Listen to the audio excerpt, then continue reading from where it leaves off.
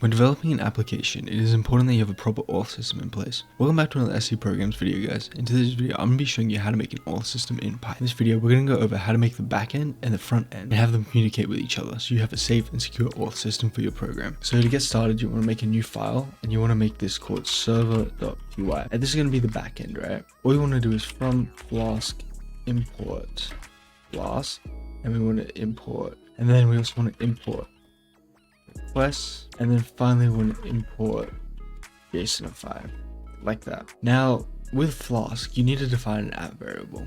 So we're going to do app equals flask __ name, like so. Now what we're going to do is, actually what we might do is we might make a user list, right? So we're going to store this in a JSON file. So users, I'm going to do admin, and the password is going to be password. Now you can add as many users as you want. It is probably better to store this in a separate JSON file, but like for the purpose of this video, just for testing, I'm going to do it like this.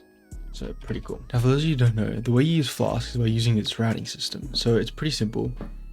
It's a lot like the Discord system, if you remember those series. All we're going to do is app.route, and we're going to do /login, and for the methods, we want this to be a post request. And then we're going to make the login function, so it's be def login. Now we put the semicolon, and all we want to do is we're going to do data equals request.json, username equals data.get, and then we just want to copy and paste and do the same for password. So change this to password. Now all we want to do is we want to check if the username and password that they pass through is in our database. So that's really simple. All we're going to do is an if statement. It's going to be if username in users and users username, and we also want to do equals password. Then we want to return JSONify. So I'm put status, and then we want to make this success. And the message can be, you can do whatever you want. Maybe you don't even need to return a message. It's completely up to you. I'm just going to do login successful. Okay, then after that, we just want to do an else statement and do it like this. So just say error, invalid credentials, or whatever you want. Now we're almost done with the server. All we want to do is just an if statement, and so if name main, like that. We're going to do app.run debug.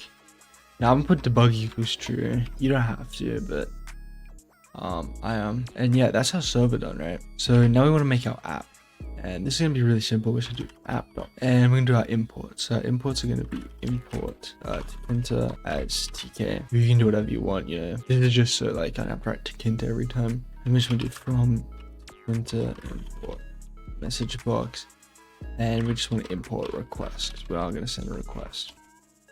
Cool. Now we want to set the URL of the server, right? So I'm just going to do flask _ URL equals 27.0.0.1 5000 and /login. Now this is localhost because we are just running it on our local host, as you can see. And the default port is 5000. If you were going to host this on like an external server, you know, like you actually were going to sell using this, make sure you port forward to whatever your IP is so it routes back here. And now we just want to make the login function, so we need to login and do username equals username _ entry.get and do password, and then we just want to do an if statement. Okay, so this is going to be our if statement, and it's basically saying if there's not a username or password that they entered, we're going to give them an error message. Now ignore this, it's okay that it's like squiggly underlined because we haven't actually made the app yet, but do that soon. Okay, and then we want to try sending a request. Maybe try response equals request.post last URL, and we're going to do JSON equals like so. So that's going to try and send a post request to our API. Then we just want to do our results equals, so that's going to give us our response. Our results is going to format it in JSON for us, which is nice. That's what we want. Okay, then afterwards we're going to want to do an if statement. So if result, so we're just checking for the status, as you can see here. So we're checking for this value that we're getting passed back. We just want to check if that equals, success. You just want to make sure it's the same. Whatever you have it named here, you want it to check if it's equaling that. And results, that's fine. And if it does, now what we want to do is do message box dot show info, maybe success and result message. So this is going to pass through whatever message is here. You don't have to do this. You can just write like changes to a string and just put whatever, like blah blah blah. But I'm going to do it like this. This is good practice. But yeah, and now we just want to copy and paste this if statement, and we're going to change it to an else, because if we don't have success, then we probably have something else that isn't what we want. So we can do if error. I think I named error. Yeah, error. This one do error, and we can do changes from info to error, like so. Remove this thing for the else. Oh, and also we're going to add an exception, right? So after this try, we're going to put except as e message box boom dot show error. Basically, if this is triggered, it's normally because it can't connect to the server. So we're just going to do f string this, and we're going to do fail to connect server, and we'll just put e. Okay, that's pretty cool. So that's our login function. Pretty nice. But now we're going to make the main window for our application. Now, this isn't going to be anything crazy. It's just going to be basic for like demonstration purposes. But yeah, you can do root.title. You can title this whatever you want. We can do like login. I will do tutorial, and we'll do tk.text. Or just I don't know, put anything C programs. Got a watermark it. But yeah, we're going to add a label now. So it's going to be tk.label, and it's going to be on root. And the text is going to equal username. Now we want to define username entry. That's just going to equal tkn3. That's going to be root. Oh, actually, hold on. Copy and paste.